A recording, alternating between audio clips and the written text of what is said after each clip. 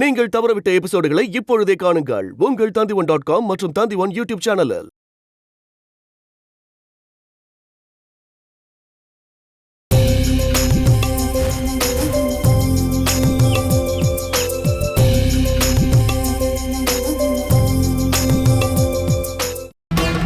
இந்த வீட்ல உனக்கு எந்த அளவுக்கு உரிமை இருக்கோ அது எனக்கும் என் புருஷனுக்கும் இருக்கு. என்னடா நான் கேட்டதுக்கு எந்த பதிலும் சொல்லல?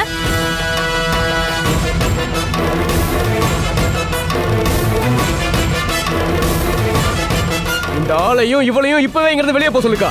இந்த வீட்டோட முழு உரிமையும் இப்போ உனக்குதான். இந்த சின்ன பையன் பேச்செல்லாம் கேட்கணுங்கிற அவசியம் எனக்கு. கருணாகரன் சார் என்ன ஆசைப்படுறாரோ அதைத்தான் நான் இப்ப செஞ்சுக்கிட்டு இருக்கேன். எங்க அப்பா உன்கிட்ட என்ன பண்ண சொன்னாரு? வாய் முட்டு போட. அதை உங்ககிட்ட சொல்ல வேண்டிய அவசியம் எனக்கு இல்லை. நான் என்ன பண்ணணும்னு எனக்கு தெரியும்.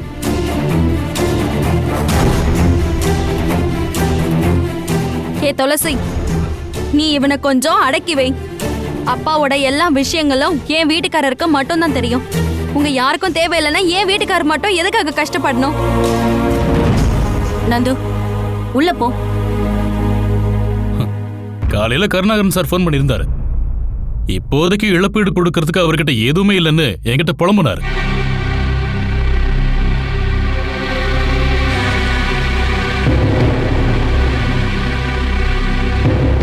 இப்ப என்ன ஆச்சு?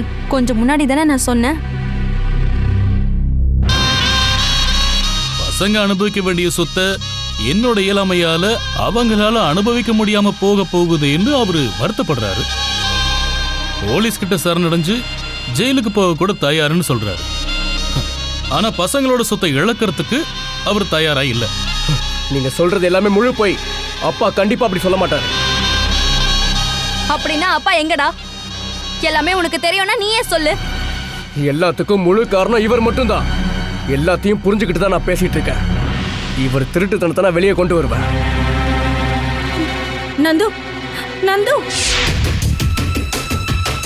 அவன் சொன்னதை கேட்டீங்களாங்க? இப்பவும் நம்மளை ஏத்துக்க இவன் தயாரா இல்ல. இவனை இந்த வீட்டை விட்டு வெளியே துரத்த ஏதாவது வழி இருக்காங்க? என்னோட அடுத்த லட்சியமே உன் தம்பி தாண்டி அறிவு கட்டவள. நந்து, நில்றா. முதல்ல என்ன விடுக்கா. அந்த ஆள் சொல்ற எந்த விஷயத்தையும் நம்ப கூடாது. நம்ம வீட்டுக்குள்ள நுழையிறதுக்காக தான் புது திருட்டு கதையோட வந்திருக்காரு. அப்பா அவருக்கு கால் பண்ணாருன்னு சொன்னா நான் நம்பவே மாட்டேக்கா. அப்பா அவரோட போனுக்கு கால் பண்ணி என்கிட்ட பேசினத நான் தான் உன்கிட்ட சொன்னல நந்து. எல்லா சொத்தையும் வித்தாவது அப்பாவை நம்ம எப்படியாவது கூட்டிட்டு வரணும். அவர் சொல்றதெல்லாம் போயின்னு நம்ம அப்படியே விட்டுற முடியாது நந்து. அப்புறம் எதுக்கு அப்பா தலைமறைவா இருக்கணும்? நம்மளோட சொத்தை வித்தா இழப்பீட்டு தொகையை கொடுத்துடலான்னு அப்பாவுக்கு நல்லா தெரியும்ல. பசங்க அனுபவிக்க வேண்டியத பசங்களே அனுபவிக்கிட்டோன்னு தான் அப்பா நினைக்கிறாரு. நீ சந்திரன் கூட இப்ப தேவையில்லாம சண்டை போடாத. அப்பா எங்க இருக்காருன்னு அந்த ஆளுக்கு மட்டும்தான் தெரியும். இன்னொருத்தர் போன்ல இருந்துதான் அப்பா அவருக்கே கால் பண்ணாரு. அப்பா நமக்கு கால் பண்ணுவாருன்னு நீ தயவு செஞ்சு நினைக்காத. திரும்பி வர ஐடியாவும் அவனுக்கு நிச்சயமா இல்ல. அது மட்டும் இல்ல, அந்த ஆளுக்கு கோவம் வந்துருச்சுன்னா போலீஸ் கிட்ட அப்பாவை மாட்டி விட்டுருவாரு. அப்பாவை போலீஸ் நாலா பக்கமும் தேடுற விஷயம் உனக்கு தெரியும்ல. இப்ப நம்ம எந்த முட்டாள்தனமும் பண்ணக்கூடாது. சந்திரனை நம்ப வச்சு நம்ம கூடயே வச்சுக்கணும். நமக்கு இப்ப ஒரே ஒரு வேண்டுதல் தான், நம்ம அப்பா திரும்ப இங்க வரணும்.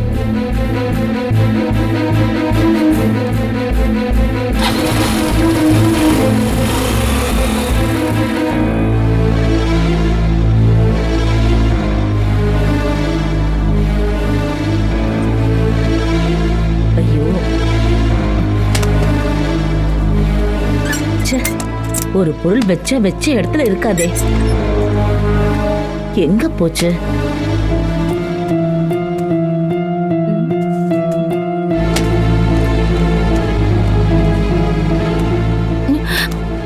அம்மா, அம்மா, நீங்க என்ன தேடிட்டு இருக்கீங்க? எல்லாத்தையும் எதுக்கு இப்படி கீழே போட்டு வச்சிருக்கீங்க? இல்ல, நான் இப்ப எதையோ, ஐயோ என்னன்றத மறந்துட்டேனே. அத்தை, அடடா, நீ எப்பமா வந்த? நான் இப்பதான் அத்தை வந்தேன். அவன் எங்கம்மா போனா? யார் அத்தை? என் மகன் நந்து கல்யாணத்துக்கு அப்புறம் அவன் தான் உன் கூட உன் வீட்டுக்கே வந்துட்டான்ல. அம்மா அம்மா நீங்க என்ன பேசுறீங்க தெரிஞ்சுதான் பேசுறீங்களா? நீ எதுக்கு எடுத்தாலும் என்ன திட்டிக்கிட்டே இருக்க. வீட்டை நந்துக்கு கொடுக்காம உனக்கு எதுக்கு கொடுத்துருக்கோம்? இவன் இங்க வந்துட்டான்னா சாரும் டீச்சரும் தனியாயிடுவாங்கன்னு தானே.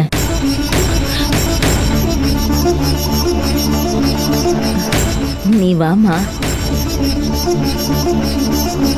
கல்யாணமாகி 4-5 மாசம் ஆயிடுச்சே, குழந்தைகள் உண்டாகி இருக்கியா? அம்மா என்னம்மா கேக்குறீங்க? இவ இப்பதான் +2 படிச்சிட்டு இருக்கா. அவளுக்கு இன்னும் கல்யாண வயசெல்லாம் ஆகல.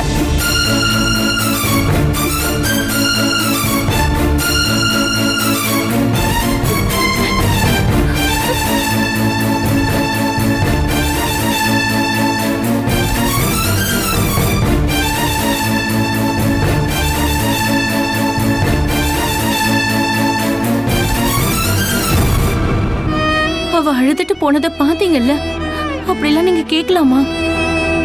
நான் அப்படி என்ன சொன்னேன்? அவளை வீட்டை விட்டு போவா சொன்ன? கோவப்பட்டு நான் ஏதாவது சொல்லிட்டேனாமா? நீங்க அவகிட்ட என்ன கேட்டீங்கன்னு தெரியுமா? +2 படிக்கிறவ கிட்ட போய் குழந்தை உண்டாயிருக்கியான்னு கேக்குறீங்க. நான் அப்படியா கேட்டேன்? எனக்கு என்னாச்சுமா? நான் ஏன் இப்படி எல்லாம் பேசுறேன்? பரவாயில்ல, இனிமே என்ன பார்க்க யாரையும் நீ கூட்டிட்டு வராதம்மா. எனக்கு என்னவோ நோய் இருக்கு. அம்மாவுக்கு ஒண்ணும் இல்ல. நீங்க ஏதேதோ யோசிச்சு தேவையில்லாம கவலைப்படுறீங்கம்மா.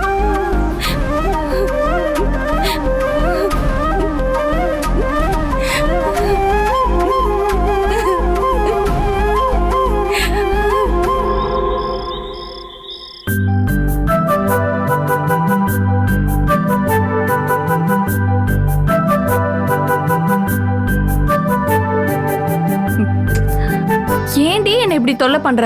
பெட்டை ஏன் இப்படி நாசம் பண்ற? அப்பா வாங்கிட்டு வந்த பொம்மை எப்படி இருக்கு பாத்தியாமா? ஒரு வாரம் இதே வச்சு விளையாடுவல்ல? அப்பா எங்கம்மா? தாத்தா கிட்ட பேசிட்டு இருக்காருமா. நீ போ, பாட்டி உனக்காக தான் வெயிட் பண்ணிட்டு இருக்காங்க. சரி.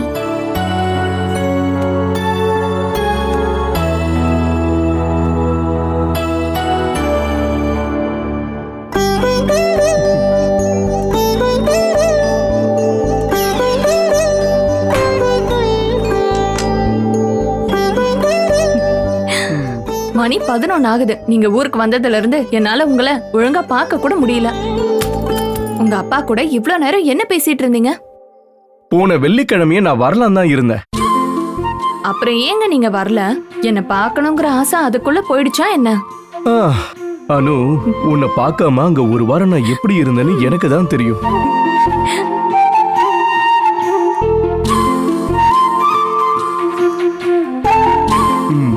அனு, சந்திரன் எனக்கு கால் பண்ணியிருந்தான். மானசிய கல்யாணம் பண்ணி கொடுத்திருந்தா கூட அந்த வீட்டுல யாருமே அவங்க கூட ஒழுங்கா பேசுறது இல்லையா? மானசிய போய் பார்க்கறது, அடிக்கடி போன் பண்ணி பேசுறது எல்லாம் நீ ஒருத்தி மட்டும்தானா? அதனாலதான் சந்திரன் எனக்கு கால் பண்ணிருக்கான். சந்திரன் சொன்ன விஷயத்தெல்லாம் நான் மாமா கிட்ட சொல்லியிருக்கேன்.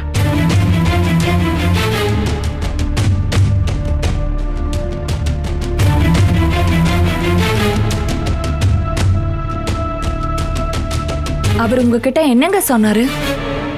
உன் சித்தப்பாவை வெளியில கொண்டு வரத பத்தி பேசினாரு. சந்திரன் ஹெல்ப் பண்ண ரெடியா இருக்கானா? ஆனா அந்த வீட்டுல யாருமே அந்த ஆளை மதிக்கிறதே இல்லையாமே. நந்துவும் துளசியும் சந்துருவ வேண்ட வெறுப்பா தானே பாக்குறாங்க. பசங்களுக்கு எழுதி வச்ச சொத்தை இழந்துடக்கூடாதுன்ற ஒரே காரணத்துக்காக தான் இனி காலம் முழுக்க உங்க சித்தப்பா பாவம் தலைமறைவு வாழ்க்கையை வாழ்ந்து கஷ்டப்பட போறாரு. ஒரு காலத்துல எப்படி இருந்த ஆள் அவரு. சித்தப்பாவை இங்க வர வைக்க ஏதாவது ஐடியா சந்திரனோட மனசுல இருக்கா? அத பத்தி தான் நான் மாமா கிட்ட பேசிக்கிட்டு இருந்தேன். கொஞ்சம் சொத்துக்களை வித்து காம்பன்சேஷன் கொடுக்க நந்துவோ துளசியோ ரெடி ஆனா மத்த விஷயங்களை சந்திரன் பாத்துக்கிறதா சொல்றா. ஆனா அது எல்லாத்தையும் பாத்துக்கிறதுக்கு உன் அப்பா தான் போகணும். சந்திரனை போய் பார்க்க சொல்லி நான் மாமா கிட்ட சொல்லியிருக்கேன். உண்மையிலேயே இது ரொம்ப நல்ல விஷயங்க.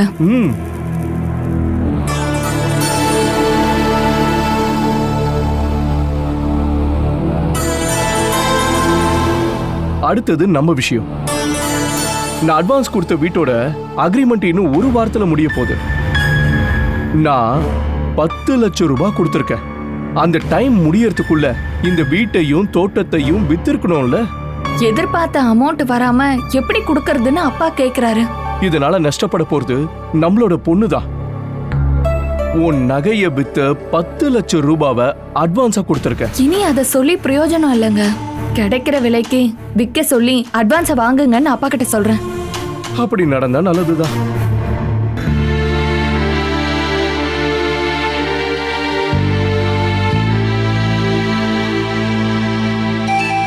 சந்திரன் சொன்ன விஷயத்த நம்ம எப்படி நம்புறது?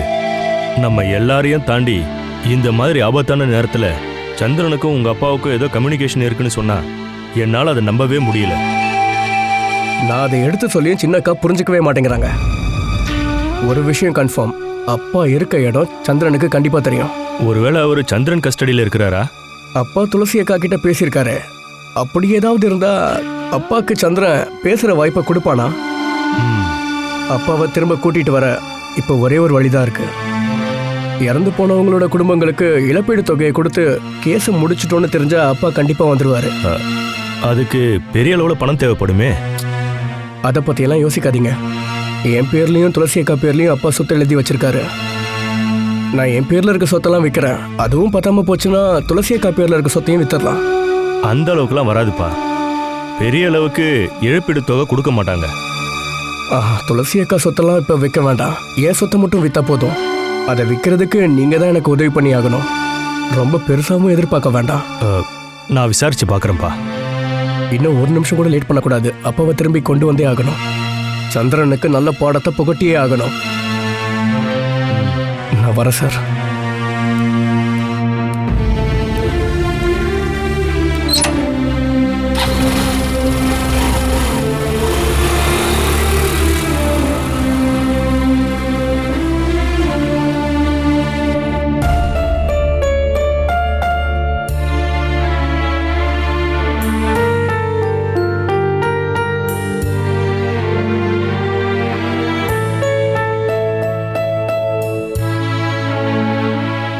இப்படி ஒரு நிலைமையில உங்க மனசை கல்லாக்கிக்க உங்களால எப்படிப்பா முடியுது? நீங்க தயவு செஞ்சு அங்க போயிட்டு வாங்கப்பா. பானு அத்தைக்கு ஆறுதலா இருக்கும்.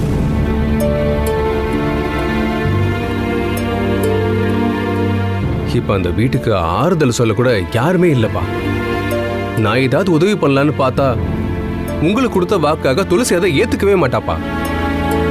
நீங்களாவது ஏதாவது பண்ணுவீங்கன்னு தான் நான் உங்ககிட்ட கெஞ்சிட்டு இருக்கேன்ப்பா. கருணாகரன் அதுக்கப்புறம் ஏதாவது கால் பண்ணாரா?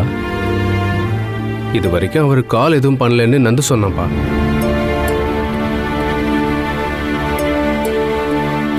இங்க இருந்து போன அன்னைக்கு சந்திரனோட போனுக்கு கால் பண்ணி துளசி கிட்ட பேசியிருக்காரு. அவர் வெளியூர்ல இருக்காருன்றதை தவிர அவகிட்ட வேற எதுவும் சொல்லல. அவர் கண்டிப்பா சந்திரனோட கஸ்டடி தான் இருக்காருன்னு அதனாலதான் சந்தேகப்படுறேன்ப்பா. சந்திரனை பகிச்சுக்கிட்டா கருண மாமா திரும்ப வரவே மாட்டாரோன்ற பயம் துளசிக்கும் நந்துவுக்கும் இருக்குப்பா. சந்திரன் இந்த அளவுக்கு ஆபத்தானவனா இருப்பான்னு நான் எதிர்பார்க்கவே இல்லை. மகளை கட்டி கொடுத்ததோட எல்லா பிரச்சனையும் தீர்ந்து போச்சுன்னு நினைச்ச கருணாவுக்கு இப்ப நடக்கிற சம்பவம் எல்லாம் அதிர்ச்சியா தான் இருக்கும்.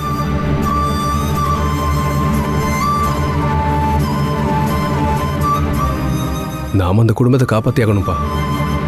இல்லைனா துளசியோட வாழ்க்கை கண்டிப்பா அவன் நாசம் பண்ணிடுவான். நந்துவோட எதிர்காலமே வீணா போயிடும். நந்துவை ஏதாவது கேஸ்ல மாட்டி விட்டு ஜெயிலுக்கு அனுப்பிடுவான். துளசி விஷயத்துல நீ சொல்ற வாக்க காப்பாத்துறதாண்டா நான் முடிஞ்ச ஹெல்ப் பண்றேன். என் மேல இன்னும் நம்பிக்கை இல்லையாப்பா? இந்த வாய்ப்பை நான் பயன்படுத்திக்க நினைக்கல. துளசி மேல நீ வச்சிருக்கிற அன்புதான் என்னை பயமுறுத்துதுப்பா. அந்த பயம் சுத்தமா என்னை விட்டு போகணும். உங்களுக்கு கொடுத்த வாக்க நான் கண்டிப்பா காப்பாத்துவேன்ப்பா. துளசியை பத்தின எந்த பயமும் உங்க 2 பேர் மனசுலயும் வேண்டாம். சரி, வக்கீலை பார்த்து டிஸ்கஸ் பண்ணிட்டு என்ன பண்ணலான்னு நான் யோசிக்கிறேன்.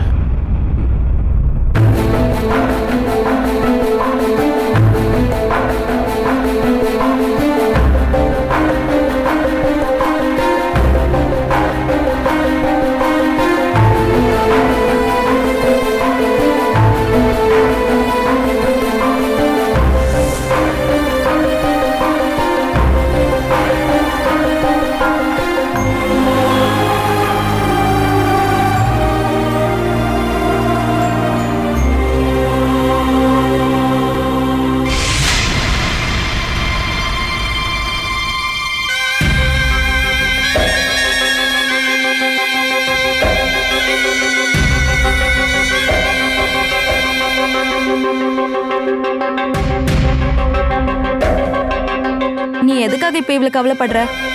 அப்பா பாதுகாப்பா தான் இருக்காருன்னு நமக்கு தெரியும். அப்பாவை கூட்டிட்டு வர்றதுக்கான எல்லா முயற்சியும் அவர் பண்ணிட்டு தான் இருக்காரு. அது மட்டும்தான் இப்ப பிரச்சனையா? நந்து வீட்டுக்கே வர்றதில்ல. அம்மாவோட பிரச்சனை இப்படி இருக்கு. அப்பா வந்தா அம்மாவோட நிலைமை எல்லாம் சரியாயிடும். அப்புறம் இந்த நந்து வராம இருக்கிறதுக்கு அவனோட ஆணவம் தான் காரணம். நீ இங்க இருக்கிறதுனாலதான் நந்து வரமாட்டேங்கிறான். நீ அங்க போக வேண்டியதானே? என் வாழ்க்கை என்னன்னு தெரிஞ்சு வச்சுக்கிட்டு தானே நீ இப்படியெல்லாம் பேசிட்டு இருக்க. என் வீட்டுக்காரருக்கும் அவங்க அப்பாவுக்கும் என் மேல கோபம் வர்றதுக்கான காரணமே வரதட்சணை விஷயத்துல நீங்க ஏமாத்தினது மட்டும்தான். கல்யாணத்துக்கு முதல் நாள் எல்லாத்துக்கும் ஓகே சொன்னவங்க நந்துவை வர வச்சு எல்லாரும் சேர்ந்து என் மாமனாரை அவமானப்படுத்திட்டீங்க. அந்த கோபத்துல தான் என்னோட மொத்த நகையும் எடுத்து என் மாமனார் பேங்க் லாக்கர்ல வச்சுட்டாரு.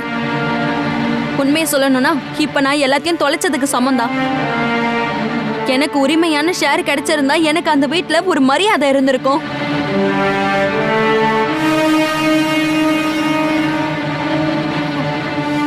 ஒரு தடவை நீ எனக்கு கால் பண்ணி சொன்னதை நான் இன்னும் மறக்கல.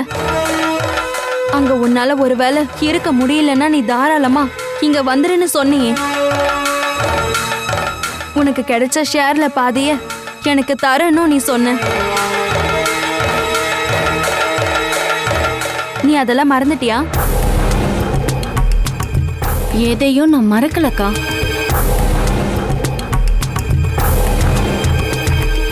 ஆனா இப்ப அதையெல்லாம் யோசிக்கிற நிலைமையிலயா நாம இருக்கோம்? அப்பா முதல்ல வரட்டும்க்கா. இழப்பீடெல்லாம் கொடுத்ததுக்கு அப்புறம் என்கிட்ட ஏதாவது மிச்சம் இருந்தா நான் அதை உனக்கே கொடுத்துட்றேன். இப்ப அப்பா வராம வாழ்க்கையே வெறுமையான மாதிரி இருக்கு.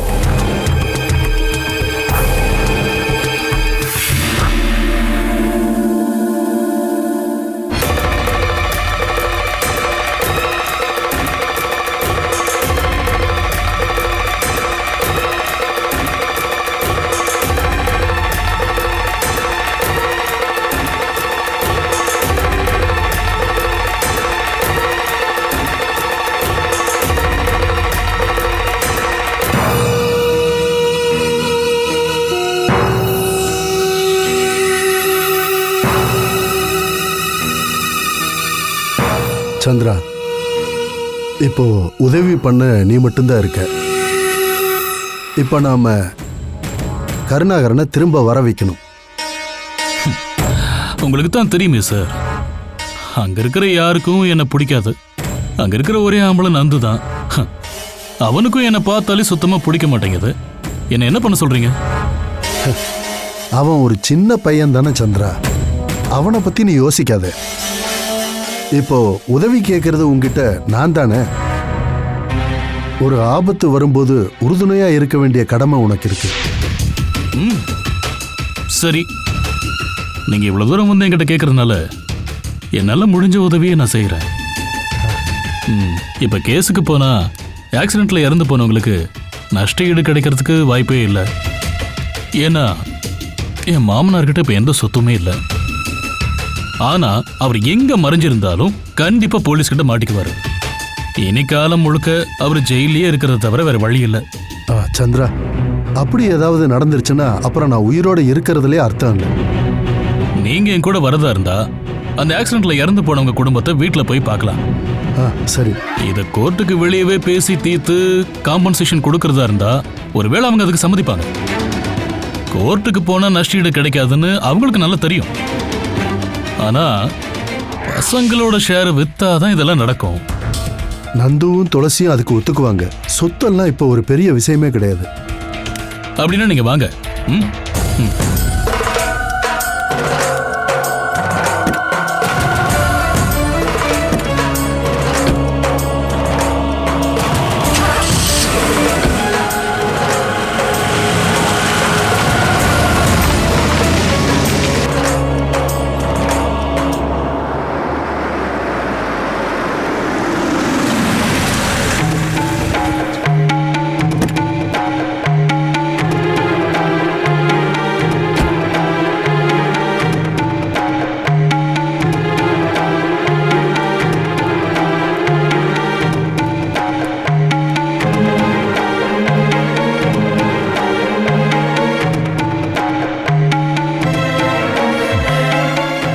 அப்பாவை பத்தி ஏதாவது தகவல்? அப்பா எங்க இருக்காரு என்ன ஏதுன்னு ஒன்றும் தெரியல மாமா.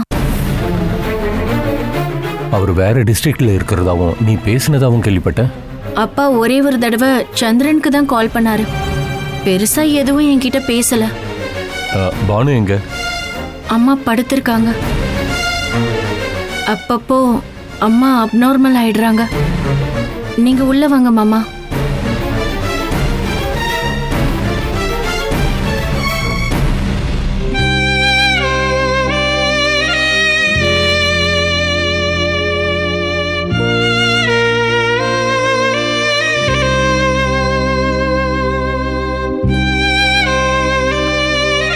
பானு,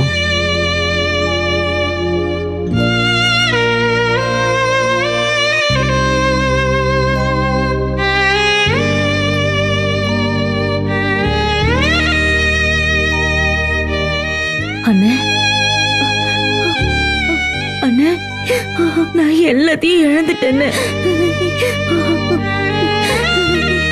யாருமே இல்லாதவள் ஆயிட்டேன்னு. நீ கொஞ்சம் பொறுமையா இருமா. மச்சான் எங்க இருந்தாலும் நான் கூட்டிட்டு வரேன். உங்களுக்காவது அப்படி ஒரு எண்ணம் வந்துச்சுன்னு? நான் உன் கூட இருக்கம்மா. மச்சான் ஒன்றும் கொலை குத்தம் பண்ணல. இழப்பீட்டு தொகையை கொடுக்கணும், அவ்வளவுதானே.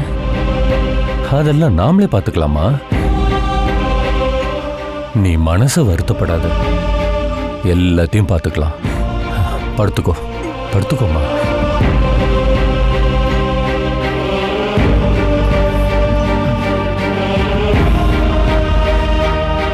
எல்லாம் சரியாயிடும். வரட்டா? துளசி, கொஞ்சமா சில விஷயங்கள் பேசணும்.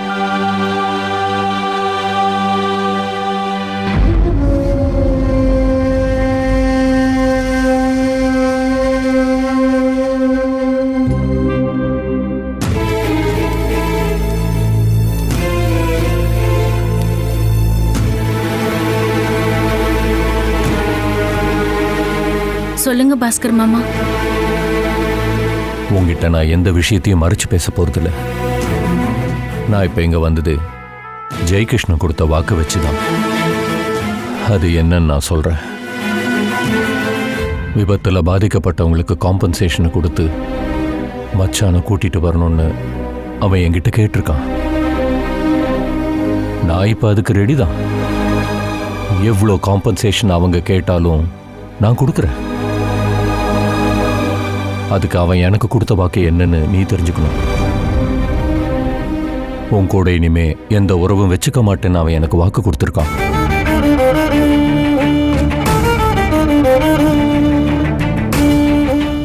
அதை நான் முழுசா நம்பித்தான் இங்க வந்திருக்கேன்.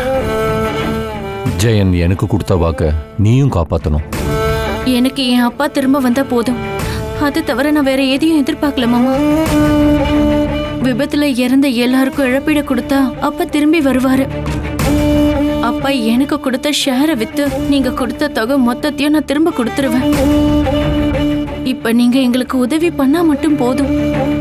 உனக்கு தெரியும்ல, உன் மேல எந்த விருப்பம் எனக்கு இல்லை. ஜெயன் கல்யாணத்தை நிச்சயம் பண்ணதுனால்தான் மனசாட்சியை இழந்துட்டு நான் இப்ப பேசிக்கிட்டு இருக்கேன். இனி திரும்ப ஊர் மக்கள் முன்னாடி என்னால தலகுனிய முடியாது. நீ என்ன சுயநலவாதின்னு நினைச்சா கூட பரவாயில்ல. என் இடத்துல நின்று பார்க்கறவங்களுக்கு தான் அந்த கவலை புரியும். உடனே கருணாகரன் எங்க இருக்கான்னு கண்டுபிடிச்சாகணும். சந்திரனை பார்த்தாதான் அப்பா எங்க இருக்காருன்னு தெரியும். அப்பா வழக்கமா அவருக்கு தான் கால் பண்றதா சொல்றாரு. நீங்க அவரை போய் கொஞ்சம் பாருங்க மாமா. சரி, நான் போய் சந்திரனை பார்க்கறேன்.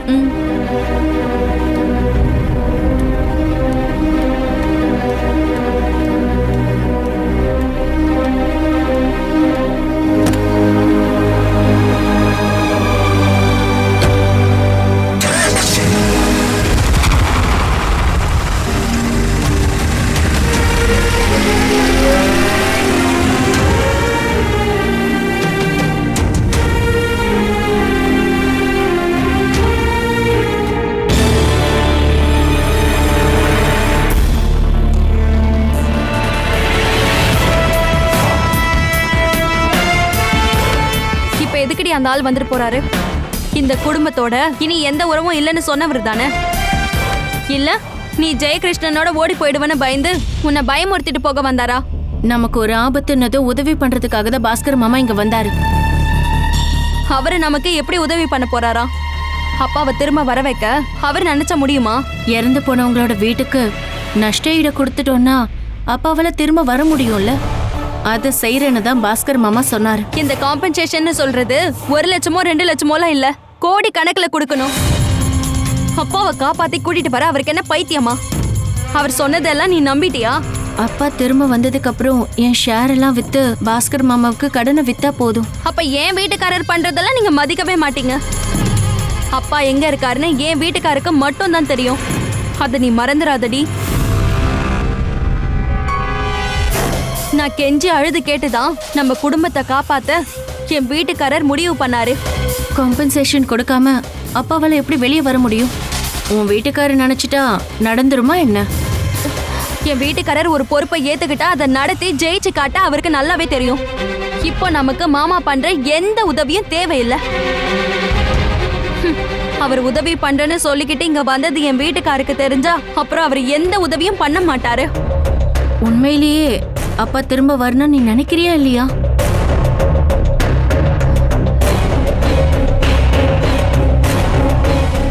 நீ என்னடி அப்படி கேக்குற? அப்பாவை காப்பாத்த நல்ல வழி வரும்போது இந்த மாதிரி பேசினா வேற எப்படி நினைக்கிறது? அப்பாவை திரும்ப கூட்டிட்டு வர ஒரே ஒரு லட்சியம் மட்டும்தான் எனக்கு இருக்கு. அவங்க எதிரியா நண்பனாலாம் நான் பார்க்க மாட்டேன். உதவி பண்றேன்னு சொல்ற யார் உதவி பண்ணாலும் ஏத்துப்பேன். அப்பா திரும்ப வரணும்னு நீ ஆசைப்படுறதாவே எனக்கு தெரியல. ஏன்னா அப்பா வந்துட்டா நீ இங்க இருந்து வெளியே போகணும்.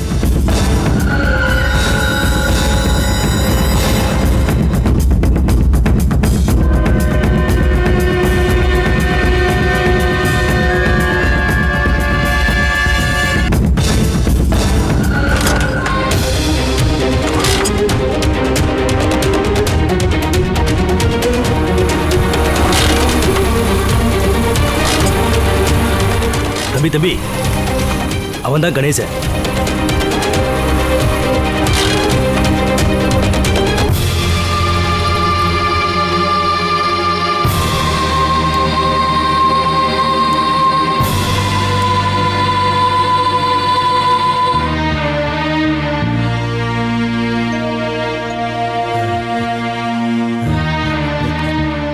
நீங்க தலைமறைவா இருக்கீங்கன்னு கேள்விப்பட்டேன்.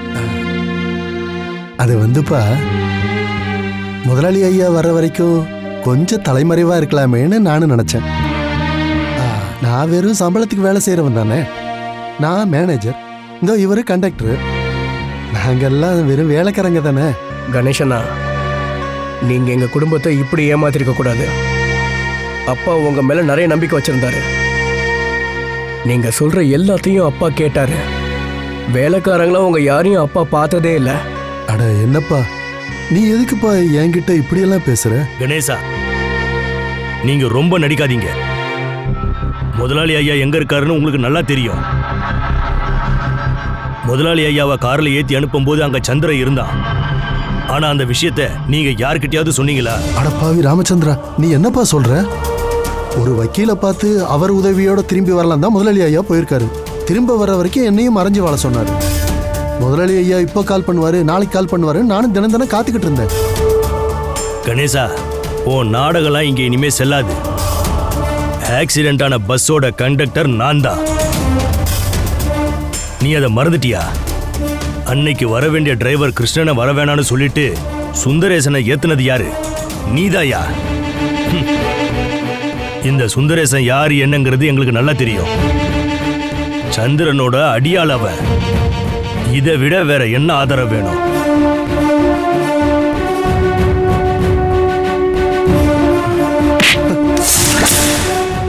யோ சொல்லியா, எங்க அப்பா எங்க? ஐயோ என்ன தம்பி இது? ராமச்சந்திரன் சொல்றது கேட்டு என்ன சந்தேகப்படுறியே? 30 வருஷமா உங்க வீட்டு உப்ப தின்னு வாழ்ந்தவன்ப்பா நான். அப்படி இருந்தும் எங்க குடும்பத்தை நீ ஏமாத்திட்டல. நீ என்ன அடிச்சாலும் கொன்னாலும் நான் செய்யாத தப்ப நான் எப்படிப்பா ஒத்துக்குவேன்? வேணப்பா, உயிரே போனாலும் இவன் வேற எதுவும் பேச மாட்டான். இனி சந்திரன் கூட இருக்கிறது தான் நல்லதுன்னு இவனுக்கு தெரியும். இனிமே நீ என் கண்ணு முன்னாடி வந்த உன் வாயை அடிச்சு கிழிச்சிருவேண்டா. நீ வாப்பா.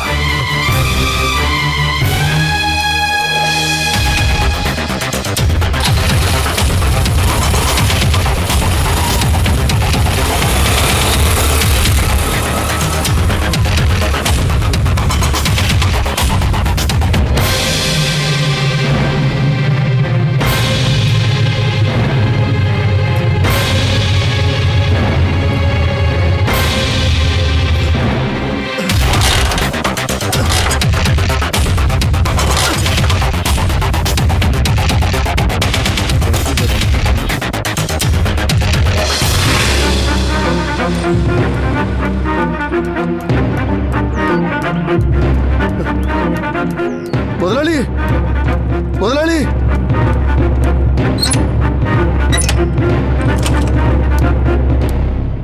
என்னாச்சு கணேசா? வண்டி ஸ்டார்ட் ஆகல முதலாளி. நான் ஸ்டார்ட் பண்ணி தரவா? ஐயோ, அது சொல்ல வரல. நான் இங்கே இருந்தேன்னா கருணாகரனோட பையன் என்ன கொன்னே போட்டுருவான்.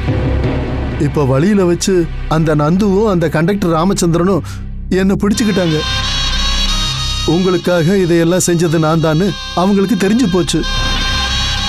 இப்போதைக்கு நான் எங்கேயாவது மறைஞ்சிருக்கிறத தவிர வேற வழியே கிடையாது. அந்த பையன் உன்னை ஏதாவது பண்ணானா? இல்ல, அப்படி மேல ஒன்னும் அவன் கை வைக்கல. ஆனா இனிமே அவன் கண்ணில் சிக்குனா அது கூட நடக்கும். அந்த பையனை கேஸ்ல சிக்க வைக்க எனக்கு நல்ல வாய்ப்பு கிடைச்சிருக்கு. உன்னை அவ அடிச்சதா சொல்லி ஸ்டேஷன்ல போய் கம்ப்ளைண்ட் கொடு. என்னது? எனக்கு தான் பெருசா அடிபடலையே, அப்புறம் எப்படி கேஸ் ஸ்ட்ராங் ஆகும்? அதுவும் சரிதான். கேஸ் ஸ்ட்ராங் ஆகணும் இல்லையா? ஆமா முதலாளி. அடி போய். ஐயோ,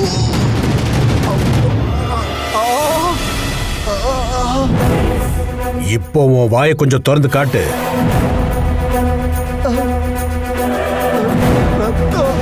ஐயோ, பல்லே போச்சு.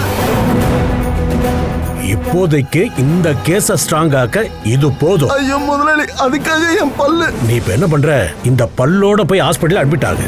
நான் போலீஸுக்கு ஃபோன் பண்ணி விஷயத்தை சொல்றேன். சரி. அவங்க உன்னை தேடி வருவாங்க. இதப்பா கணேசா, பல்லு உடைஞ்சிருச்சுன்னா அதோட கேஸே வேறையா? சரி. உன்னை அவ பயங்கரமா தூக்கி போட்டு மிதிச்சான்னு கேஸ் கொடுத்துரு. சரி சரி. இப்ப நீ ஹாஸ்பிடல் கிளம்பு. ஆஸ்பத்திரி செலவு. ஓ,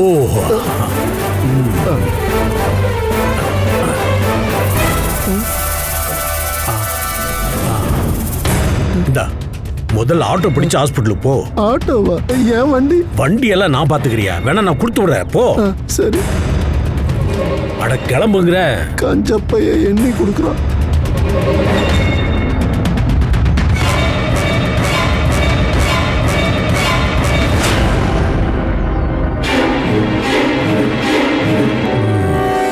கொஞ்ச நாளைக்கு அந்த பையன் கதையை ஆஃப் பண்ண இதுவே அதிகம்.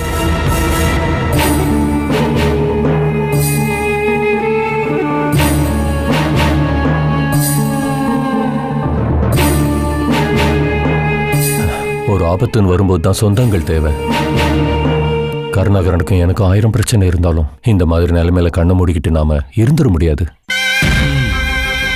அப்படின்னா உங்களுக்கு நடந்த அவமானத்தை எல்லாம் மறந்து மன்னிக்கிற பெரிய மனசு உங்களுக்கு இருக்குன்னு அர்த்தம். இந்த நேரத்துல மச்சான் தலைமறைவாக வேண்டியது இல்லையே. பஸ்ஸுக்கு இன்சூரன்ஸ் இல்லாததுனால கோர்ட்டு கேட்குற காம்பன்சேஷனை கொடுத்துட்டு தானே நாம இதுல இருந்து தப்பிக்க முடியும். காசுக்கு அவருக்கு பஞ்சமே இல்லைல்ல. என் மாமனார் அவரோட சொத்தையெல்லாம் பசங்க பேர்ல மாத்தின விஷயம் உங்களுக்கு தெரியாதா? அதுக்கு என்ன, பசங்க கிட்ட இருந்தாலும் சொத்து அவரோடது தானே. நான் அவங்க வீட்டுக்கு போயிருந்தேன். சொத்தை வித்தாது அப்பாவை மீட்கணும்னு பசங்க சொல்லிக்கிட்டு இருந்தாங்க. மச்சான் எங்க இருக்காருங்கிறது உனக்கு தெரியும்னு அவங்க சொல்லிதான் எனக்கு தெரியும். வெளியூர்ல எங்கேயோ ஒரு ஃப்ரெண்டோட ஃபார்ம் ஹவுஸ்ல இருக்கிறதா அவர் என்கிட்ட சொன்னாரு. அதுக்கு மேல அவர் எந்த தகவலும் சொல்லல. ஒரு 2 தடவை அவர் எனக்கு கால் பண்ணியிருந்தாரு. அதுவும் அங்க இருக்கிற வேலைக்காரனோட போன்ல இருந்தாரு. கருணாகரன் சார போலீஸ் கஸ்டடியில் எடுக்க அவங்களால முடியாதுன்னு நினைக்கிறேன். கருணாகரன் கிட்ட நான் பேசி ஆகணும். அதுக்கு நீ தான் எனக்கு உதவணும். செத்து போனவங்களுக்கு உரிய நஷ்டஈடு கொடுத்து கருணாகரனை வெளில கொண்டு வரத்துக்கு நான் தயார். அதுக்கு உங்க உதவியெல்லாம் தேவையில்லை. அவர் ஒன்றும் சின்ன பையன் கிடையாது. இப்ப என்ன முன்னாடி நிக்க வச்சு என் மாமனார் சில விஷயங்கள் பண்றாரு. அவங்க குடும்ப விஷயத்தையெல்லாம் முன்னாடி நின்று பார்த்துக்க இப்ப நான் இருக்கேன். அதுக்கு ஒரு வெளியாளோட தேவைலாம் இப்ப எங்களுக்கு அவசியம் இல்லை.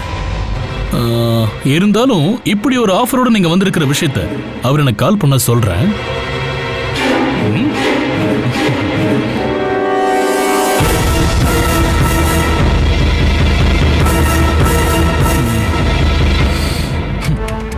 அப்புறம் என் மாமனார் கருணாகரனுக்கு வாழ்க்கை ஏற்படுத்தி கொடுக்கணும்னு நினைக்கிற நீங்க முதல்ல பெத்த பையனுக்கு ஒரு வாழ்க்கையை ஏற்படுத்தி கொடுங்க.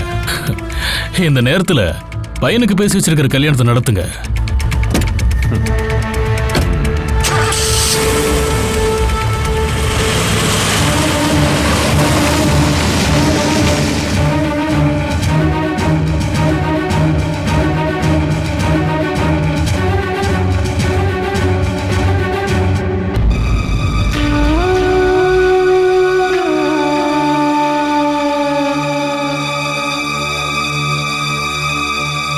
துளசி,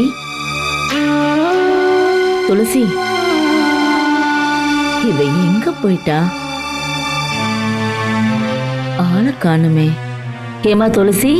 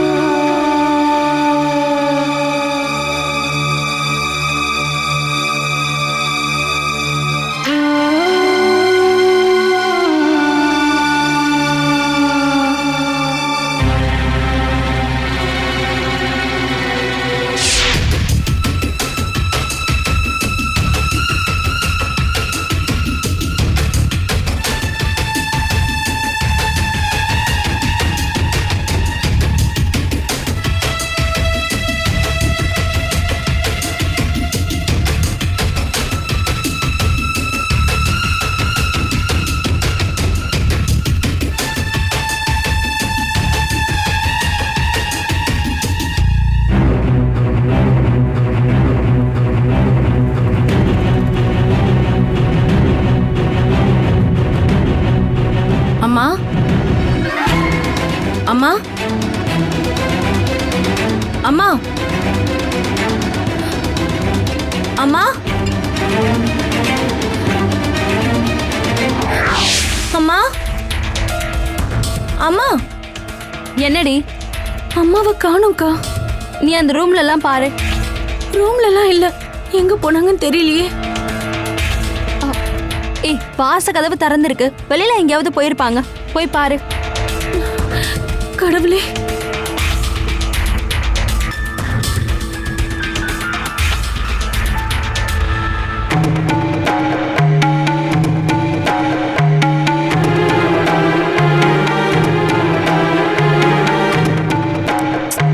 ஏய், அந்த கேட்டை தாண்டி போயிட்டாங்களான்னு பாரு.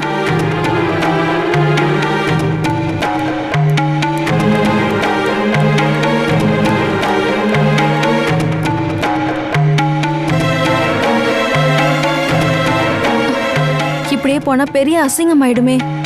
என் வீட்டுக்காரர் வரட்டும், அம்மாவை ஏதாவது சைக்காட்டிஸ்ட் கிட்ட காட்டலாம்.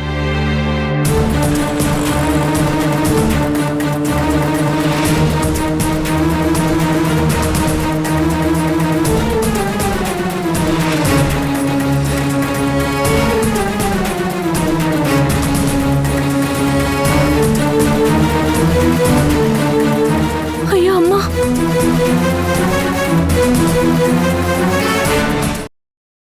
Catch us on TV, Tandivan.com, Facebook and YouTube.